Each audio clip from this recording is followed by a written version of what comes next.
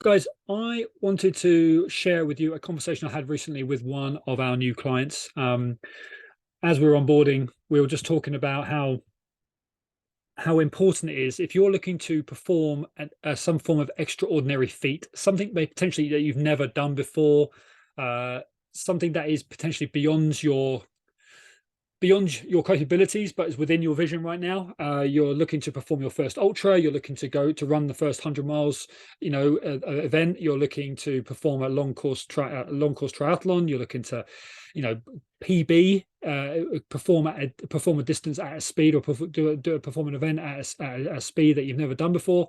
You're looking to push those boundaries of what you know about yourself. If you're looking to do this, your behaviors cannot be ordinary.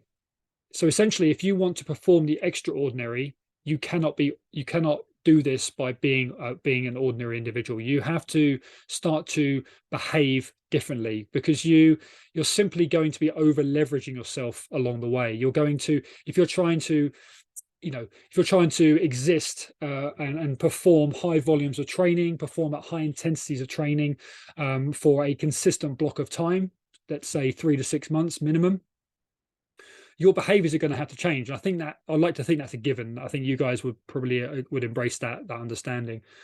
But it's taken this kind of this mindset of like, you're going to have to make some significant changes to your behaviors, your routines, to embrace this kind of extraordinary level that you're expecting your body to go to.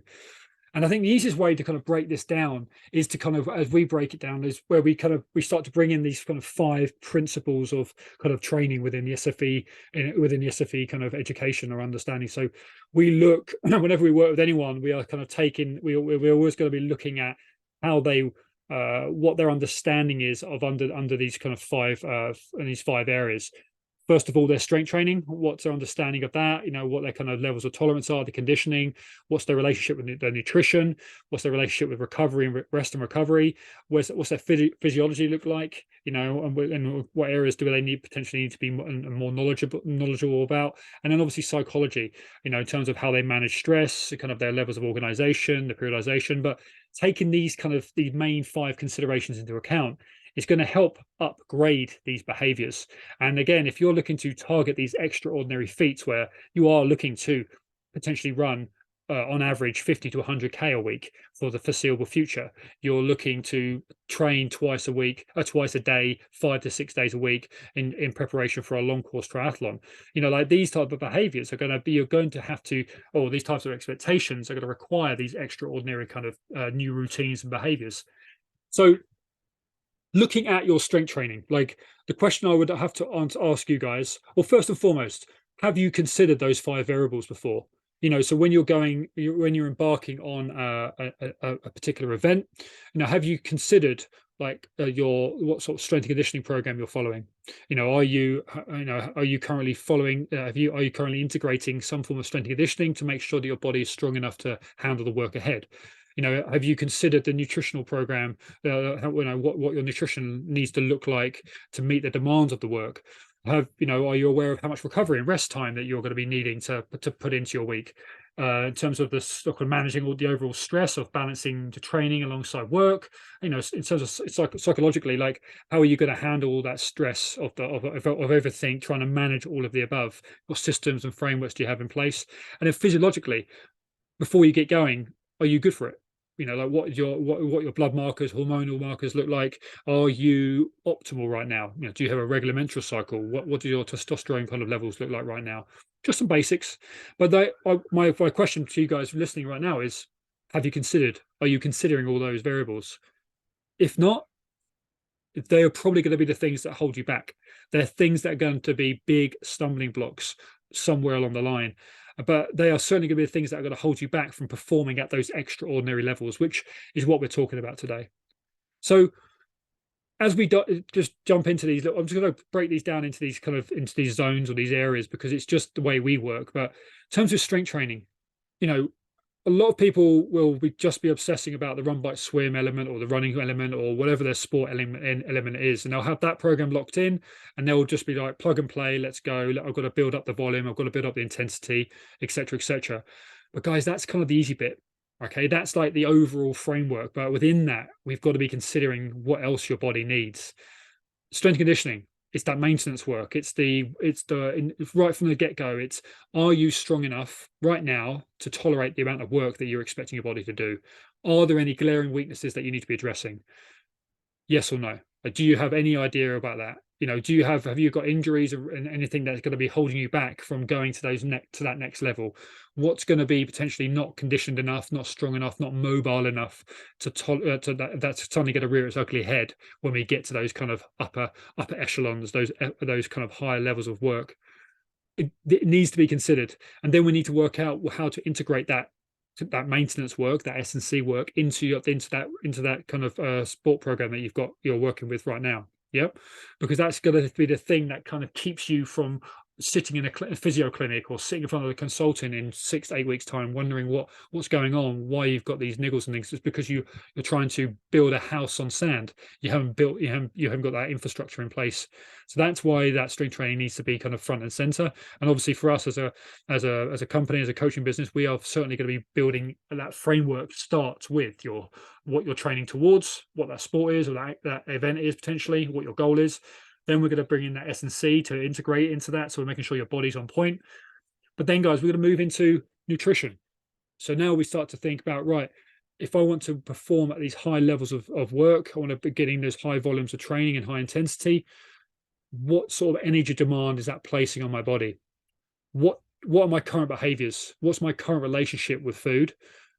Have you probably need to put this down on paper, have a look at it. Like, what are you currently doing right now? Because in 6 weeks, 12 weeks time, we could probably hazard a guess that you're going to be doing, potentially you're expecting to be maybe doing double the amount of volume, double the amount of work. So it makes sense to start to track that a little bit, not every day, but you want to have a good understanding of where you are now. So you make sure that you are obviously increasing that energy availability. You're increasing that energy intake by improving your dietary requirements. Improving your input, essentially. So your volumes, your quantities, the quality of your food. You want to be tracking your basic macronutrients, because, guys, this is the stuff you've got to keep challenging and questioning, because your energy availability is like the pivot. It's pivotal. Pivotal, because you're going to be needing that energy to sustain your efforts as you look to push the envelope in terms of what the amount of work you're expecting to do. Recovery, when you're looking at your week, you're looking at your month, looking at the months ahead. Are you making sure that you've got that quality recovery in place? What does that look like? Is that, are you making sure you're getting non-negotiable sleep? Are you making sure you're getting those, if you've got those good quality recovery protocols in place? Are you getting some myofascial work done on yourself once every now and again to make sure you're just ticking over nicely? It's a big area that we need to make sure. And making sure you've got deloads in there, tapers potentially, to make sure that we're just making sure that we're not overloading you and you're not overreaching too often. Yeah. Psychologically, making sure that, guys, your expectations are you're setting them, you're being rational about how you're kind of setting those expectations about where you are right now as to where you want to be. If you're setting yourself some times, what are they based upon? Where's this, where are these expectations coming from? Essentially, are you having these quality conversations with a coach, etc., or someone a training partner that you can kind of lean into a little bit? But essentially, when it comes to your kind of expectations, like, you want to be thinking about like what your behaviors of your future self are. What if you are looking to perform at an elite level, or an elite level for yourself, i.e. running 100 miles or performing a long course triathlon? What does that future self require? What are the behaviors that are going to be able to sustain that future self? I think that is going to be absolutely critical. Like, you need to know what that looks like, or at least kind of start to envision what that looks like. What does your lifestyle need to look like to maintain that level of level of work? And it's going to be, obviously, that's going to come from like a level of organization, like periodizing your training. That has to be in place, and in some shape or form. And you need to be kind of growing towards that individual. And that, obviously, by having that type of framework in your head and having that kind of visualization, it's going to help with those nutritional demands. And like thinking, okay, crikey, if that's where I'm going to be, where I'm doing X amount of hours a day, double sessions every day, like, what does that look like in terms of nutrition, in terms of maintenance, in terms of recovery? Like, so it's meeting those expectations, and knowing where you're headed with this. And then last but not least, guys, is this physiology, like a really understanding what you're working with from day one. Knowing where your hormones are at, what your basic blood markers look like. Like, you cannot be going into this kind of into this program with having these high expectations of yourself if you are obviously still rehabilitating an injury.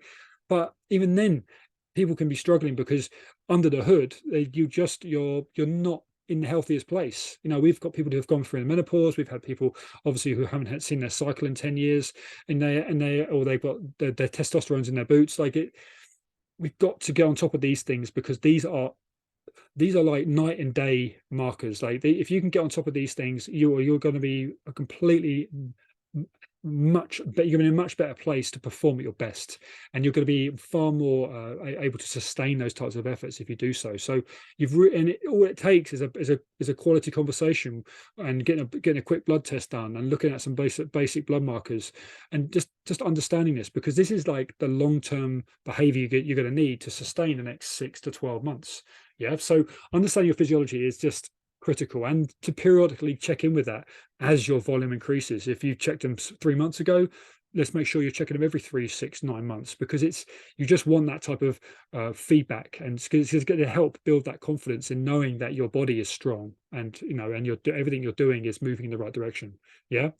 So I just want to kind of set those expectations, guys, because this is just basic conversation that you'll be having with an MDT team, a multidisciplinary team around you. If you've got a coach, a physio, you've got a strength and conditioning coach, you've got a sports coach, you've got all those. When you look at the elite level, this is kind of what they have potentially to hand in a lot of club sports. It goes without saying. But for you guys, it's just these considerations to have. If you're looking to go to the next level, if you're someone who is already operating at a good level, but you just have inconsistent results, it's probably because you're not considering all these enough.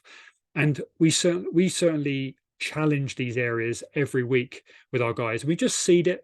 We're not like literally calling people out. It's literally just saying, hey, oh no, we're talking about this, and this. Have we considered about kind of just looking at our nutrition, because we haven't done so in 3 or 6 months? Have we looked at like your current kind of weekly planner? What does your week look like ahead? So we're just kind of seeding these things in, and this should just be part of your common conversation, because I like to think, guys, these are quite obvious areas that I want you guys to just be able to kind of just bounce back and forth about, because these are the areas that if you neglect them, if left unaddressed, these will be the things that pull you down, because they're like, without understanding, without keeping up with your nutrition, without understanding more about your recovery, and understanding kind of like better systems to kind of frame your sessions and your weeks, understanding how your body's ticking over, and not performing that basic maintenance on your body, you're going to fall apart. Like, it's just you're not going to make that start line, because we've kind of left things unspoken about. So,